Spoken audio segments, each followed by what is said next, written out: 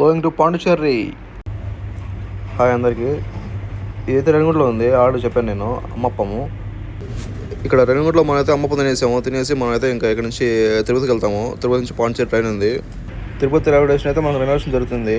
ఈ రెనోవేషన్ అయిపోయిన తర్వాత మనకు లుక్కే మారిపోతుంది రైల్వే స్టేషన్. వేడివేడిగా ఫ్రెష్గా సమోసాలు అయితే వచ్చేసాయి ఇప్పుడే. మన రైల్వే స్టేషన్లో ఇప్పుడైతే ఫుడ్ ఫ్రెష్గా వస్తుంది. ముందులాగా లేదు, ఇప్పుడు సిస్టమ్ మొత్తం మారిపోయింది. ఇప్పుడైతే చాలా బాగుంది.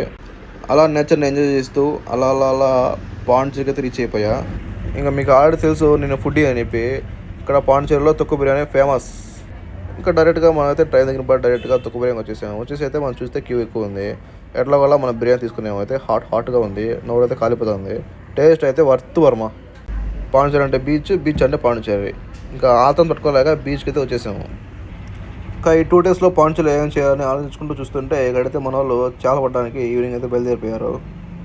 అలా బీచ్ వ్యూ ఎంజాయ్ చేస్తూ క్రాఫ్ట్ బజార్కి అయితే వెళ్ళిపోయాము. ఇక్కడంతా చాలా వరకు కూడా అన్ని హ్యాండ్ క్రాఫ్టెడ్ అన్ని. సో కలర్స్ అయితే చాలా బాగున్నాయి. ఇక్కడైతే నేను ఒరిజినల్ ముత్యం ఇయరింగ్స్ తీసుకున్నాను.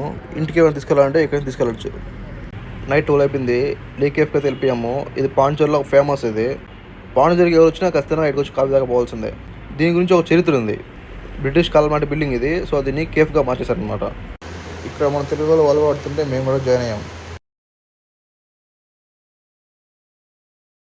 అలా కాఫీ తాగుతూ బీచ్ వ్యూ ఎంజాయ్ చేస్తూ ఇక్కడ మన తెలుగు వాళ్ళు పడుతుంటే వాళ్ళతో కలిసి మేమైతే వాలీబాల్ ఆడేసాం అయితే నైట్ అంతా.